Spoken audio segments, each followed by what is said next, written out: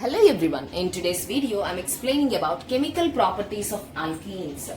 So if you observe my previous videos, I already explained about hydrohalogenation process, that is addition of hydrogen halide to alkenes. So that is in the form of Markovnikov and anti-Markovnikov rule. So this video is a continuation part of those two videos. So now let us see a few more addition reactions of alkenes.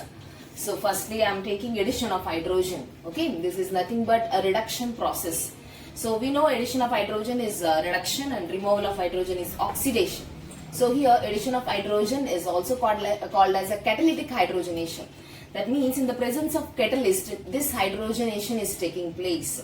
So simply we will add hydrogens to the alkenes. Hydrogen molecule, whenever we are adding to alkenes, in the presence of nickel and at the temperature of 200 to 300 degrees Celsius, you will get alkane as a product.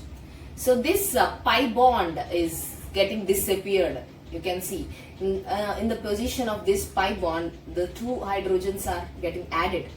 Okay, so we can call this as a reduction process. So we can say unsaturated compounds are converting into saturated compounds through this reduction process. Okay, alkenes are converting into alkanes by the addition of hydrogen in the presence of nickel. So now let us see addition of halogens. So we know this process is also called as halogenation. So to the alkenes I am adding halogen. Okay, halogens molecule I am adding in the presence of solvents like carbon tetrachloride or chloroform. You will get vicinal dihalides as a product. Vicinal means side by side this halogen group is present. Halogen atoms are present side by side. Such molecules are called dihalides, vicinal dihalides. Okay, so this Br molecule is getting added here and one pi bond is getting disappeared. You can see. So in the position of this pi bond, two bromine atoms are added. So you can see alkenes are converting into vicinal dihalides. So now let us see addition of water. This process is also called as hydroxylation. Okay, otherwise we can call it as a hydration process. So here what we will do, we will take the propene or we will take the alkene and we will add the water in the presence of acids like hydrochloric acid. So you can see OH will be added here, OH is added here, hydrogen is added here. CH2 is converting into CH3 and this 2CH OH is added. So double bond is disappeared, you are getting a propane 2-ol as a product. So let us see few more reactions. Now let us see few more chemical properties of alkenes, that is addition of hypohalous acid. So here to the alkene I am adding hypochlorous acid, that is HOCl. So in the place of this pi bond, this OH will be added here and Cl will be added here. So you are getting 2-chloroethanol, otherwise chlorohydrin as a product. Okay, so alkenes are converting into chlorohydrins by the addition of hypohalous acid. And next let us see oxymercuration and demercuration. So oxymercuration, to the alkene we are adding mercuric acetate and water. So this reaction takes place in the presence of water.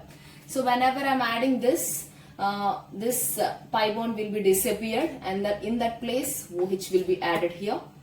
OH from the water molecule will be added here and mercuric acetate part will be added here. Okay, so next you can observe this CH3COO minus one part will be there. That CH3COO minus and H will be liberated out as ACOH, CH3COOH. Acetic acid is coming out. So finally you are getting hydroxymercurated alkene as a product. This hydroxymercurated alkene formation by the addition of mercuric acetate to alkene is called as oxymercuration process. Now let us see from this hydroxymercurated alkene I will remove the mercury. That process is called the demercuration. This reaction is catalyzed by sodium borohydride. Okay, this is a reducing agent. So now you can see here this part will be removed and in that place hydrogen will be added.